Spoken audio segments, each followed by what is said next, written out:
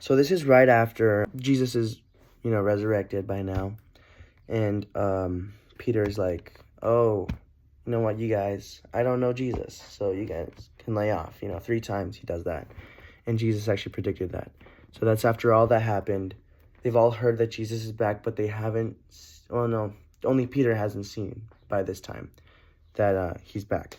So the disciples go out to fish, and Jesus decides to make an appearance to his disciples again.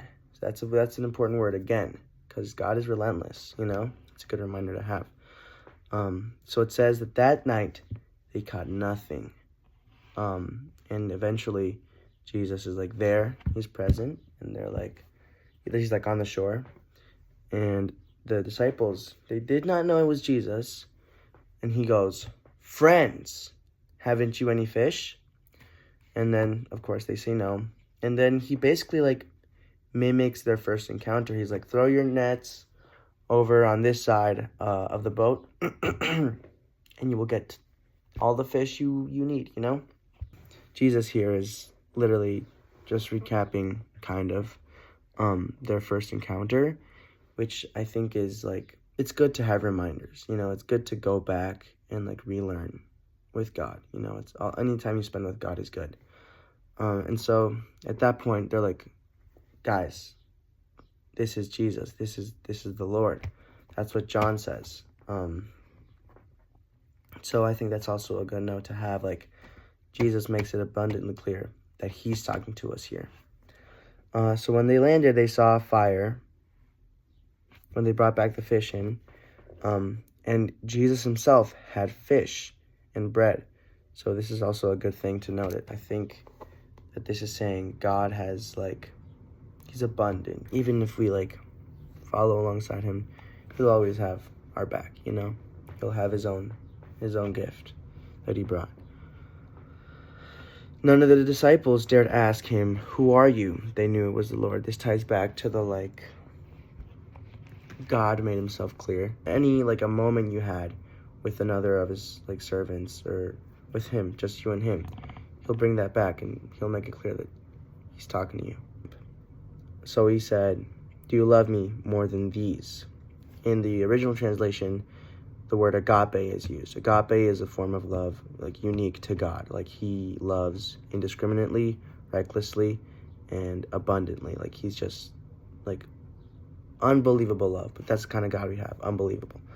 So he uses the word agape. Do you love me more than these? Comparing it to the other disciples that are there. And he asked again, Simon, son of John, do you agape me? He's simplifying the question a little bit, but he keeps the agape.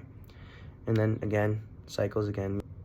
And the third time, finally, Simon, son of John, do you love me? But this time it's phileo. This is a different kind of love. It's a different word.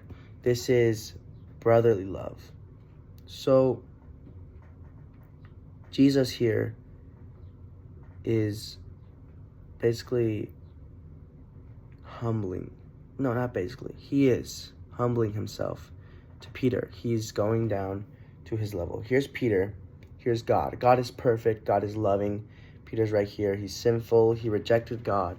Or not rejected, but denied God. And Jesus just puts himself right here. He levels with Peter because he loves him. He reaches his level of love to humble himself, to let him know that he's not alone. I just think that's really caring of him. He knew what Peter was going through. He was like, I just couldn't love the way God did. I couldn't give myself up the way God did. I denied him.